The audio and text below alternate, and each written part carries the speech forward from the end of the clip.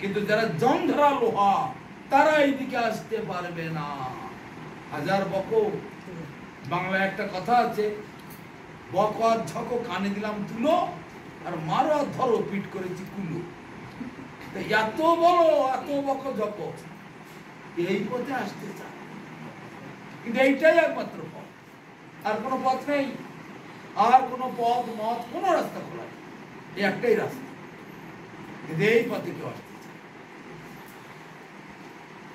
যত বকো যত বলো, কিছুতেই এই আসল পথটাতে আসতে তারা অস্বীকার করে। এখন না, পরে যাব, এই কাজটা গুছিয়ে নেই, ছেলেটা বিয়ে দিয়ে নেই, মেয়েটা বিয়ে দেই, বৌমা আসুক, ঘর সংসার দেখবে, তখন যাব, এই করতে করতে হয়ে গেল। নদী শুকিয়ে যাবে, তারপরে পার হব। জীবনে নদী শুক হয় না, আর পারও হতে হবে। যাবৎ আছে প্রাণ, দেহে আছে শক্তি, তাবৎ করহ কৃষ্ণ পাদ পদ্মে ভক্তি।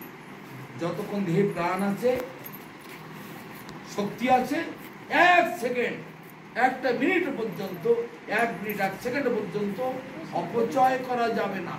কৃপণের ধনের মতো, কৃপণ লোকেরা যেমন ধন দৌলত প্রয়োজনীয় জিনিস ব্যবহার করতে চায় না। কৃপণ কিরকম কৃপণ? বাজারে গিয়েছে, প্রতি মাসে কয়েক লক্ষ করে টাকা ইনকাম, বাজার করতে গেছে, তা ব্যাগটা হাতে করে ঘুরছে, কোথায় সস্তা পাওয়া যায়, সস্তা পাওয়া যায়, কিন্তু সবজির দর আর সস্তা পাচ্ছে না। শেষকালে কি করলো, ওই সবজিওয়ালারা ওই বাঁধাকপির পাতা, ফুলকপির পাতা, ডাঁটা কেটে কেটে ফেলে দেয়, ভালো ভালো ওইগুলো কুড়িয়ে কুড়িয়ে ব্যাগ ভরে এনে বাড়ি বউকে এনে বলছে, আমি গিয়ে দেখলাম সব মাল বিক্রি হয়ে গেছে, একজনের কাছে এইগুলো ছিল, তাই 50 টাকা দিয়ে এইগুলো নিয়ে আসলো, কিন্তু ইচ্ছা করে কিনলো না, পয়সা খরচা হয়ে যাবে বলে ফেলে দাও। পাতাগুলো তো ভালো জিনিস, তো গরুতে খায়, ছাগলে খায়, ভালো করে ধুয়ে পরিষ্কার করে কুচিয়ে চচ্চড়ি করে ভালো খাওয়া যাবে, কিন্তু সবজি আনলো না। এগুলো হচ্ছে কৃপণের ব্যাপার। তা কৃপণের ধনের মতো বুদ্ধিমান লোকেরা সময়টাকে অপচয় করবে না, কেননা জীবনের এক মুহূর্ত সময় যদি যায়, কোটি কোটি মুদ্রা দিলেও পাবে না, তাহায় আর ফিরে আসবে না। ওই লোকটা বসে আছে, ইচ্ছা করে তো এর মতো হতে পারবে? এর মতো আবার আমি 15 বছর হয়ে যাব, পারবে? এই বাচ্চাটার মতো আমি আবার 8 বছরের হয়ে যাব, পারবে? আর হবে, যা গেছে সে গেছে, আর ফিরে আসবে। তাহলে সময়টাকে এমন হিসাব করে খরচা করবে ভক্তগণ, কৃপণের ধনের মতো, কিছুতেই অপচয় করবে না। তাই বলছে, যেজন কৃষ্ণ ভজে সে বড়ই চতুর। সুচতুর লোকেরা একমাত্র কৃষ্ণ ভজন করতে পারে, সবাই। তাই মহাপ্রভু সেই গুন্ডির সাথে বসে সেখানে হরিকথা বলছেন, কীর্তন করছেন, খুব দণ্ড কীর্তন করলেন তার সাঙ্গপাঙ্গকে নিয়ে। তারপরে বলছেন, এই হৃদয় মন্দিরটাকে পরিমার্জন করো। হৃদয় মন্দিরটাকে মার্জন করতে পারলে ভগবান এসে সেখানে বলবে। তোমার হৃদয় মন্দিরের মধ্যে যদি আবর্জনায় ভরপুর করে রাখো, ভগবান কোথায় এসে বসবে? ভগবানের বসার জায়গা কোথায়? আগে জায়গাটা তো তৈরি করো, ভগবানের বসার জায়গা করতে। তাই আজকে সেই গুন্ডিচা মার্জনের দিন পুরীতে লক্ষ লক্ষ ভক্তরা সব সেই সকাল থেকে সন্ধ্যে পর্যন্ত সময় এখনো পর্যন্ত মার্জন, সারাদিন আজকে মার্জন, রাত পর্যন্ত মার্জন, বালতি বালতি জল, কলসি কলসি জল, হাজার হাজার ঝাড়ু, সব নতুন না ঝাড়ু দিয়ে সব এমন তো হচ্ছে। কেউ বড় বড় মারাবাড়ির বউয়েরা কাপড়ের আঁচলা দিয়ে দিয়ে মুছছে, ধোয়া মোছা হয়ে গেছে, আবার করে দিচ্ছে, আবার করে সব গায়ের কাপড় দিয়ে, উত্তরীয় দিয়ে, কাপড়ের আঁচল দিয়ে সব ধোয়া, দেয়াল টেয়াল সব ঝাড়া করে সেই সমস্ত পরিষ্কার পরিচ্ছন্ন করে তারপরে আগামীকাল সকালে রথযাত্রাটা অন্য কিছু না। বৃন্দাবন থেকে, এই না কুরুক্ষেত্র থেকে বা এখানে মথুরা থেকে বলা হয়েছে, মথুরা কুরুক্ষেত্র সব একই, সব বৈভব এলাকা, ঐশ্বর্য বিষ্ণু রূপে সেখানে ঐশ্বর্য প্রকাশ করছেন। তো সেখান থেকে কৃষ্ণকে নিয়ে যাচ্ছেন বৃন্দাবনে। রাধারানী আর সখীগণ সবাই যাচ্ছে, আর ওখানে বলদেব, সুভদ্রা, জগন্নাথ রথে বসে আছে। কোনো জায়গায় বলা হচ্ছে দ্বারকা থেকে আসছে, দ্বারকায় বলদেব, সুভদ্রা, জগন্নাথ। বলদেব মানে এখানে বলরাম, সুভদ্রা, কৃষ্ণ বলরামের বোন সুভদ্রা, তিনজন। বলরাম হচ্ছেন গুরু, সেই জন্য বলরামের রথ আগে যায়। আর সুভদ্রা হচ্ছেন মায়া দেবী, যোগমায়া। তিনি বৃন্দাবন ধামেতে ভগবানের লীলা পুষ্টি করছেন, আর জড় জগতে তিনি দুর্গা রূপে, কালী রূপে, মনসা রূপে, শীতলা রূপে, একবারে নবদুর্গা রূপে দেবী ধাম বানিয়ে রেখে দিয়েছেন জেলখানা। তাহলে সুভদ্রা দেবীর কাজ কিরকম? দুই দিকে দুই রকম।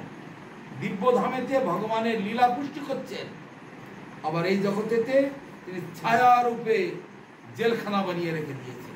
যারা কৃষ্ণ বহির্মুখ তাদের জেলখানার মধ্যে রেখে নিরন্তর ত্রিতাপ জ্বালায় দগ্ধ করে মারছে। কিন্তু মানুষ বোঝে, মানুষের জ্ঞান বুদ্ধি কোথায়? এই হচ্ছে সুভদ্রা দেবীর কাজ। সেদিন সুভদ্রা দেবীর রথটাকে ওখানে কালো করা হয়েছে, মায়া দেবী। কৃষ্ণের রথ গেরুয়া, ভাগুয়া, তার মানে ত্যাগের প্রতীক। বলরাম দুই তিনটা কালার, কখনো লাল, কখনো মানে কালো, কখনো সবুজ, দুই তিন রকম রাখে। কেন? বলরাম হচ্ছেন অবধূত নিত্যানন্দ স্বরূপ।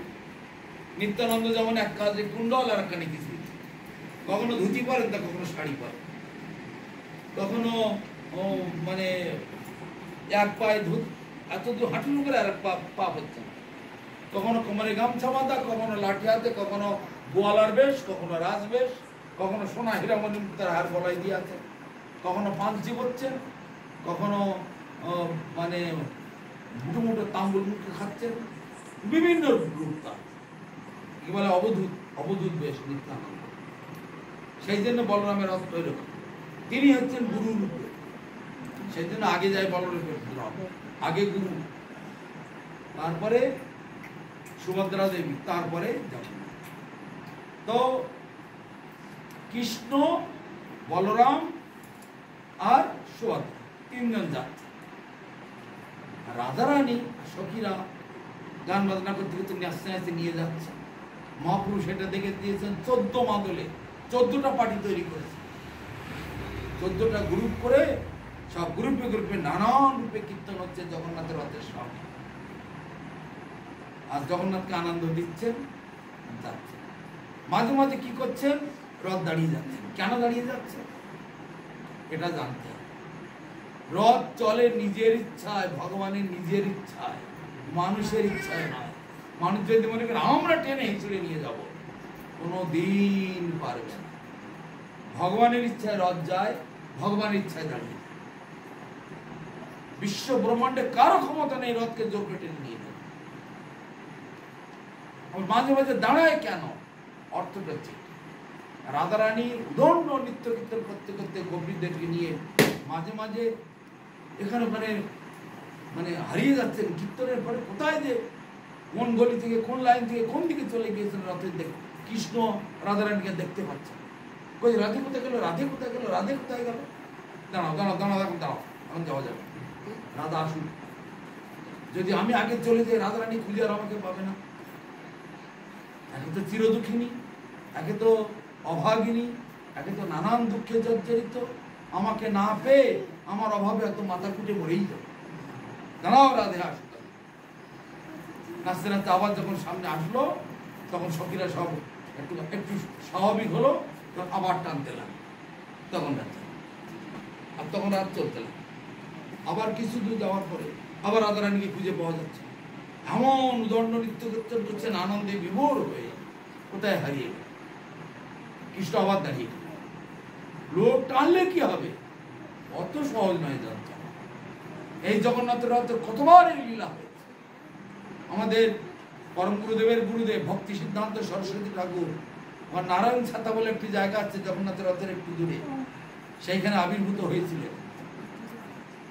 6 মাস পরে রথযাত্রা হচ্ছে, রথ আস্তে আস্তে ওইখানে গিয়ে দাঁড়িয়ে গেল, আর রথ যায় না। কি হলো, রথ যাচ্ছে না কেন? বলবান লোক সব আনা হলো, এই সব ছেড়ে দাও, শক্তিশালী লোক কারা আছে সব পেয়াল মাত্র টানো রথ। রথ যায় না, হলো না। ঘোড়া আনো, শক্তিশালী বড় বড় ঘোড়া আনা হলো, ঘোড়া দিয়ে টানা হচ্ছে, রথ যায় না। চলো হাতি নিয়ে আসো, বড় বড় শক্তিশালী হাতি সব লাগিয়ে দাও, বড় বড় কাছে বেঁধবে, টানছে, রথ যায় না। বলবান লোকে পাচ্ছে না, ঘোড়ায় পাচ্ছে না, হাতিতে পাচ্ছে, কিছুতেই যাচ্ছে না। কি হলো, কি হলো, কেউ বুঝে উঠতে পারছে না। রাজা, প্রধান সেবক, পান্ডারা সবাই মিলে একেবারে জগন্নাথের রথের সামনে শুয়ে কান্নাকাটি করতে পারলো, প্রভু এ কি হলো, এ কি হলো। ভক্তিবিনোদ ঠাকুর সে সময় মানে প্রভুপাদের পিতাজি, ভক্তিবিনোদ ঠাকুর ওই জগন্নাথ মন্দিরের ইনচার্জ ছিল, সেক্রেটারি। উনি তখন ওনার দরজায়, ওনার বাড়ির সামনে দরজায়, প্রভুপাদ তো ওনারই ঘরের সন্তান, কাহিনী অনেক বড়। ওনার নাম ছিল বিমলা প্রসাদ। এতদিন অনেক সন্তান হয়েছিল, একটা ভক্ত হয়নি। তাই ভক্তিবিনোদ ঠাকুর বিমলা দেবীর কাছে মানত করেছিলেন জগন্নাথ, হে বিমলা দেবী, জগন্নাথের কাছে নয়, কেন, তিনি তো প্রভু, তার কাছে আবার দাবি দেওয়া কেন থাকবে আমার?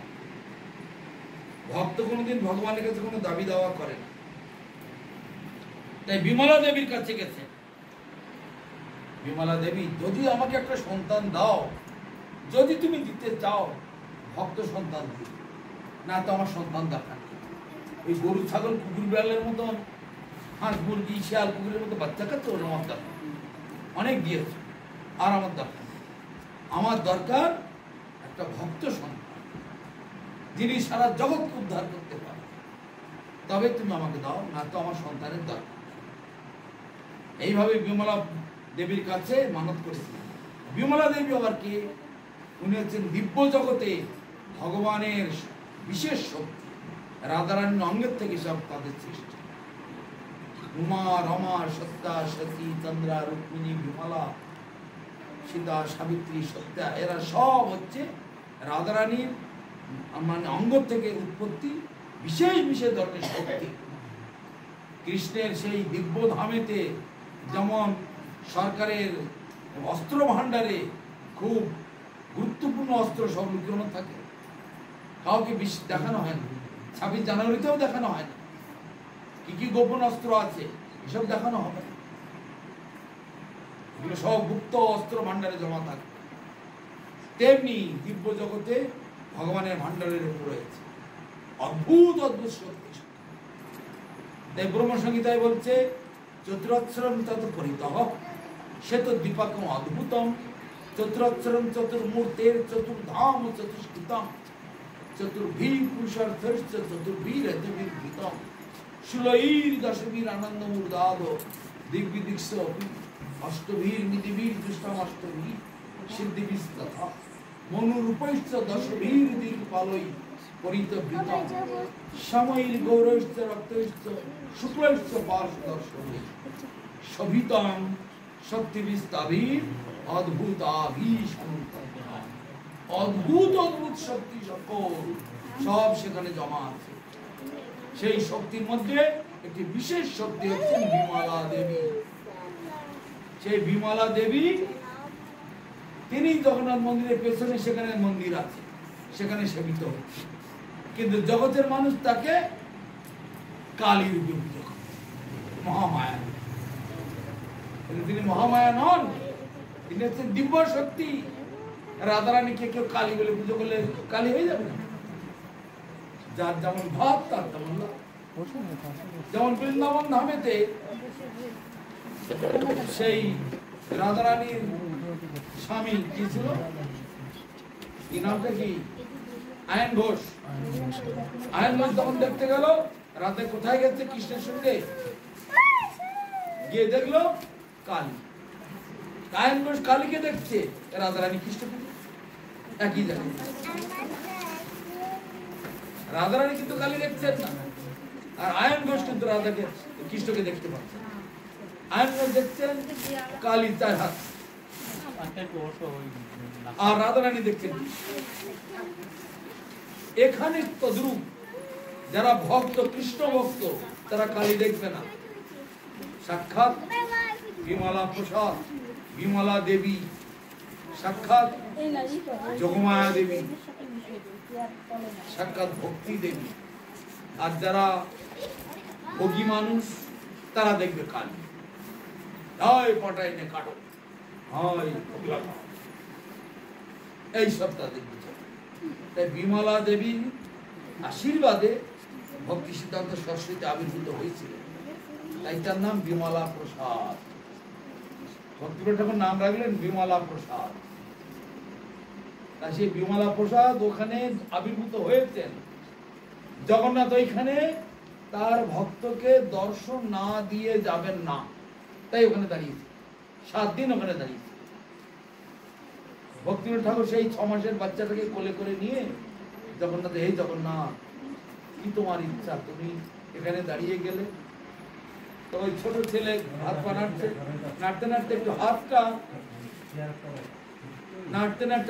একটু জগন্নাথের গায়ে যেয়ে লেগেছে, যে জগন্নাথের গায়ে হাতটা লেগে গেল, সেই রক্তটা, আর জগন্নাথের গলাতে মালাটা খুলে পড়ল। পান্ডার সঙ্গে সঙ্গে মালাটা এনে ওই বাচ্চার ছেলে ভক্তিপ্রিয় ঠাকুরের গলায় ঝাঁকছে। তাহলে তার নিজের প্রিয়জনকে দর্শন দেওয়ার জন্য ওখানে দাঁড়িয়ে থাকে, 7 দিন দাঁড়িয়ে। বলবান লোক, ঘোড়া, হাতি সব ফেল হয়ে গেল, কেউ তাকে চালাতে পারলো না। রথ চলে ভগবানের নিজের ইচ্ছা, নিজের ইচ্ছা দাঁড়ায়, নিজের ইচ্ছা। লোক যদি পারে আমরাই টানছি, আমরাই শক্তি ভরে টানছি, মিথ্যা, এগুলো কখনো নয়। ভগবান সর্বশক্তিমান, তিনি কৃপা করে আমাকে রথে একটু টানার সুযোগ দিয়েছেন, যে আমি টানতে পারছি। তো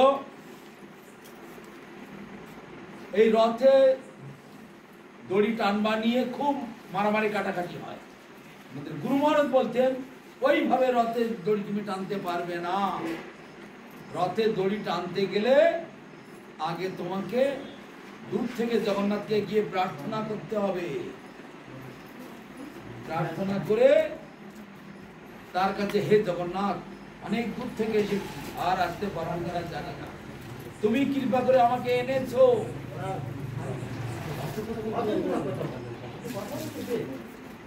তুমি কৃপা করে এখানে এনেছো, তাই তোমাকে দর্শন করতে পারছি। তো তোমার দড়িটা যেন আমি ধরতে পারি, কৃপা করে তুমি আমাকে একটু ধরার সুযোগ দাও। জগন্নাথের কাছে প্রার্থনা করতে হয়, প্রার্থনা করলে তখন জগন্নাথ কোনো না কোনো একটা সুযোগ পাবে। নিজের শক্তি বলে চেষ্টা করবো কখনো। তাই ভক্তিপ্রিয় ঠাকুরের একটা কীর্তনে আছে, নিজ বল চেষ্টা প্রতি ভরসা ছাড়িয়া তোমার ইচ্ছায় আছি নির্ভর। ওখানে একটা কীর্তন আছে, তুমি সর্বেশ্বরেশ্বর ব্রজেন্দ্র কুমার। এই আমাদের কীর্তন বইতে আছে, হে ভগবান তুমি সর্বেশ্বর, তুমি ব্রজেন্দ্র কুমার। নিজের বল, নিজের শক্তির প্রতি ভরসা ছেড়ে দিয়ে প্রভু তোমার ভরসা আমি দাঁড়িয়ে আছি, এইভাবে আমাদের অগ্রসর হতে হবে। এতবার জপ করি আমি।